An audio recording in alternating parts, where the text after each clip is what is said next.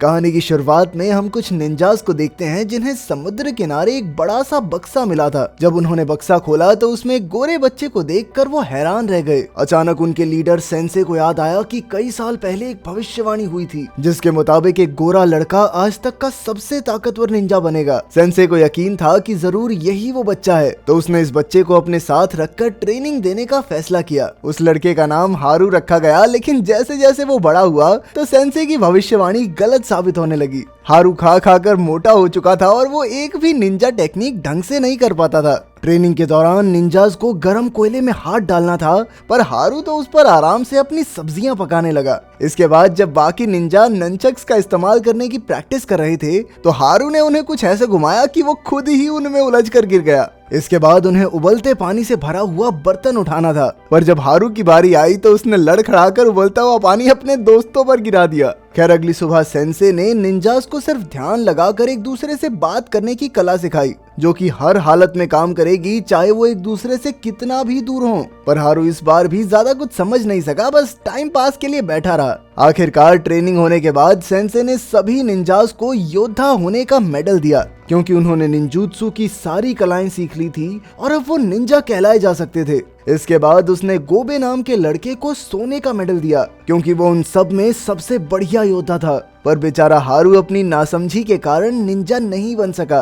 फिर रात को सेंसे ने अपने सभी निंजास को एक मिशन पर ले जाने का फैसला किया। जब हारू ने भी साथ चलने की बात कही तो सेंसे ने साफ इनकार कर दिया और उसे यहीं रहकर गांव की रक्षा करने को कहा। उन सब के जाने के बाद हारू एक निंजा की तरह कपड़े पहनकर तैयार हो गया। वो अलग अलग तरह के हथियारों के साथ उल जलूल हरकतें करने लगा। पर कुछ ही पलों में सैली जोन्स नाम की एक अमेरिकन लड़की वहां मदद की तलाश में आ पहुंची। हारू तो उसे देखते ही उसकी खूबसूरती पर लट्टू हो गया और सैली के सामने दिखाने लगा कि जबरदस्त निंजा हूं मैं। जब सैली को यकीन नहीं हुआ तो हारू अलग अलग हथियार चला के उसे इम्प्रेस करने की कोशिश करने लगा, लेकिन इसी चक्कर में उसने सब कुछ तहस नहस कर दिया। खैर फिर उसने सैली से उसकी परेशानी के बारे में पूछा तो सैली ने कहा कि उसे अपने बॉयफ्रेंड मार्टिन की हरकतों पर शक है, इसीलिए वो चाहती है कि हारू मार्टिन पर नजर रखकर सच का पता लगाए। अगले दिन हारू मार्टिन के पते पर उस पर नजर रखने पहुंचा, पर पीछा करना तो दूर की बात है, भाई साहब दरवाजे में ही अटक गए। अब वो सामने से नहीं जा सकता था, इसीलिए उसने कश्ती के जरिए पीछे से घुसने का फैसला किया।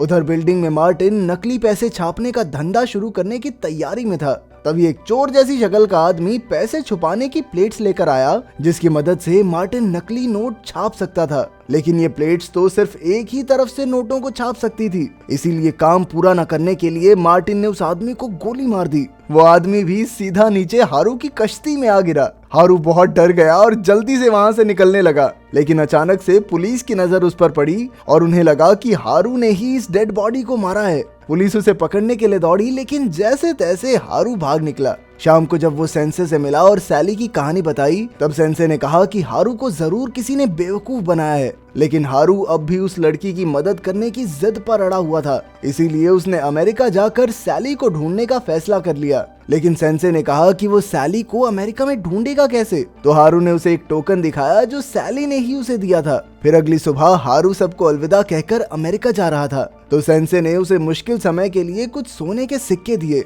उसके जाते ही सेंसे ने गोबे को भी हारू के पीछे उसका ध्यान रखने के लिए भेज दिया। उधर जब हारू एयरपोर्ट के मेटल डिटेक्टर से गुजरा तो वो जोर जोर से आवाज करने लगा। भाई साहब हवाई जहाज के अंदर तलवारें लेके घुस रहे थे। खैर जैसे तैसे वो फ्लाइट में बैठा और वहाँ उसने एक लड़के को बताया कि वो एक खुफिया मिशन पर अमेरिका जा रहा है और अगर कोई भी उसके रास्ते में आया तो वो उसे जान से मार देगा। ये मरने मराने की बातें उस लड़के ने जाकर अपने बाप को बता दी, जिसने उसके बेटे को डराने के लिए हारू के मुंह पे जोरदार मुक्का मारा। खैर बाद में हारू ने अमेरिका पहुंचकर एक गाड़ी किराए पर ली, लेकिन उसमें बैठते ही सीट बेल्ट उसके गले में अटक गई और उसे लगा कि किसी ने उस पर हमला कर दिया है, इसीलिए वो बिना बात हवा में चाकू चलाने लगा। खैर फिर वो सैली के होटल की ओर निकल पड़ा और गोब भी उसका साया बनकर पीछे चल पड़ा। हारू ने होटल के रिसेप्शनिस्ट से सैली के बारे में पूछा तो उसने कहा कि यहाँ सैली नाम की कोई लड़की नहीं रुकी। अब हारू ने उसे कुछ सोने के सिक्के देकर यहाँ कमरा ले लिया और जोई नाम का एक आदमी उसे कमरा दिखाने ले आया। कमरे में जाते ही हारू ने अपनी निंजा स्किल्स की मदद से पूरे कमरे की तलाशी ली।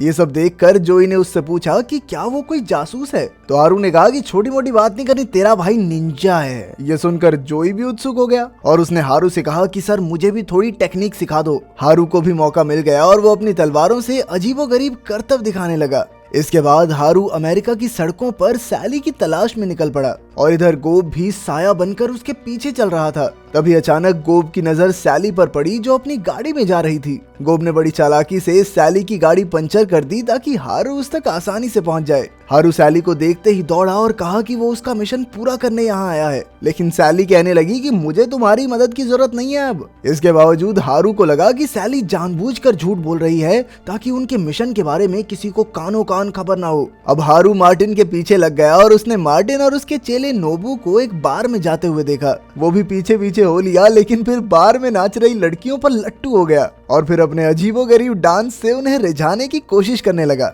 जल्द ही बाउंसर्स ने उसे देख लिया और धक्के मारकर बार से बाहर फेंक दिया। उधर मार्टिन और नोबू इस बार में मिस्टर ओजारू नाम के गैंगस्टर से मिलने आए थे। ओजारू उन्हें नकली नोट बनाने वाली प्लेट्स देने वाला था, लेकिन उसने ऐन मौके पर प्लेट्स देने से इनकार कर दिया, जिससे वहां जबरदस्त लड़ाई छिड़ गई। मार्टिन और नोबू ने ओजारू के 2 गुंडों को गोली मार दी जो नीचे हारू के पास आ गिरे। अगली सुबह जब वहां पुलिस और न्यूज रिपोर्टर पहुंचे तो सबको लगा कि हारू ही उन दोनों का कातिल है। उधर हारू ने होटल के कमरे में ध्यान लगाकर सेंसे से बात करने की कोशिश की। जैसे ही उनके तार जुड़े तो सेंसे ने उसे फोन डायरेक्टरी की मदद से मार्टिन और सैली तक पहुंचने की सलाह दी। इसके बाद हारू फिर जांच में जुट गया और उसने मार्टिन का बंगला ढूंढ निकाला। तभी उसने देखा कि सैली भी वहां आ गई थी। फिर उसे सैली की गाड़ी में एक खत मिला तो ये खुलासा हुआ कि सैली का असली नाम एलिसन है। तब हारू को एहसास हुआ कि एलिसन ने उसे धोखा दिया है और वो गुस्से से भर गया। अब वो छिपते छिपाते एलिसन के कमरे तक पहुंचा और उसे सब कुछ सच बताने को कहा। एलिसन के पास अब कोई चारा नहीं था, इसीलिए उसने हारू को सब सच बता दिया।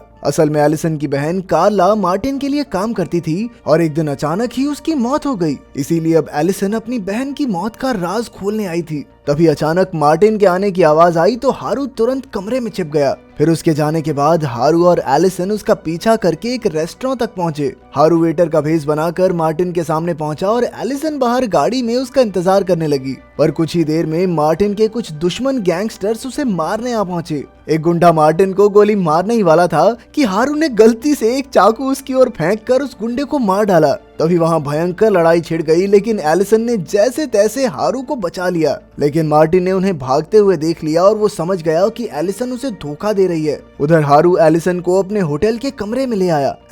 हारू। फिर अगले दिन हारू को पता चला कि मार्टिन नकली नोट छापने के लिए शेट वॉल्टर नाम के एक आदमी से मिलने वाला था, जो नोटों के लिए खास स्याही बनाने का काम करता था। अब हारू एलिसन के साथ पहले ही शेट के ऑफिस में पहुंच गया और उन दोनों ने मिलकर जैसे तैसे शेट को बेहोश कर दिया। कुछ ही देर में मार्टिन भी वहां आ गया और हारू शेट का भेष बनाकर मार्टिन से मिला। फिर मार्टिन हारू को लेकर अपने अड्डे की ओर निकल पड़ा और एलिसन भी मार्टिन की गाड़ी का पीछा करने लगी। मार्टिन के अड्डे पर जाकर हारू ने नकली नोट छापने का नाटक किया और साथ ही कुछ प्लेट्स भी चुरा ली। पर बदकिस्मती से मार्टिन ने उसे रंगे हाथों पकड़ लिया और अपनी गाड़ी की डिग्गी में बंद कर दिया। इसके बाद मार्टिन अपनी दुश्मन गैंग के साथ नकली नोटों की प्लेट्स के बारे में बात करने पहुंचा। इस बार मार्टिन प्लेट्स का दूसरा हिस्सा लेने में कामयाब रहा। उधर एलिसन भी अपनी गाड़ी में आ पहुंची और उसने हारू को आजाद करके उसकी जान बचाई। फिर हारू मार्टिन को पकड़ने के लिए दौड़ा, लेकिन रास्ते में एक गड्ढे में गिर गया। तभी एलिसन ने पुलिस को फोन करके मार्टिन की करतूतों की खबर दी, लेकिन तभी अचानक मार्टिन ने उसे देख लिया। मार्टिन उसे अगवा करके भाग निकला और जल्द ही पुलिस वालों ने वहां पहुंचकर हारू को गुनहगार समझकर गिरफ्तार कर लिया। तभी ऐन वक्त पर गोब ने वहां एक स्मोक बॉम्ब फोड़कर हारू को पुलिस के चंगुल से छुड़वा लिया। अगले दिन हारू निंजा की तरह तैयार हुआ और जोई को साथ लेकर एलिसन को छुड़ाने निकल पड़ा। पर उस पागल को रास्ता ही याद नहीं था, इसीलिए गोब को फिर से छुपकर उसकी मदद करनी पड़ी। जैसे तैसे हारू मार्टिन के अड्डे पर पहुंचा तो वहां उसका सामना कई गुंडों से हुआ। वो सब हारू पर भारी पड़ रहे थे, इसीलिए गोब ने हारू के सामने आकर उसकी मदद की। अब हारू ने अंदर जाकर देखा कि एलिसन एक कमरे में टाइम बॉम्ब के साथ बंद थी। हारू ने बिना समय गवाए एक मशीन से दीवार में 2 छेद कर दिए और फिर बॉम्ब को डिफ्यूज करने की कोशिश करने लगा। पर इसी चक्कर में उसने बॉम्ब के अंदर 5 मिनट का टाइमर लगा दिया। तभी उसे गोब के पिटने की आवाज सुनाई दी, जिसे गुंडों ने चारों ओर से घेर रखा था। इतने सारे लोगों को मिलकर उसके दोस्त पर हमला करते देख अब हारू को गुस्सा आ गया और अचानक उसने अपनी निंजा स्किल्स के इस्तेमाल से सभी गुंडों की हड्डी पसली एक कर दी।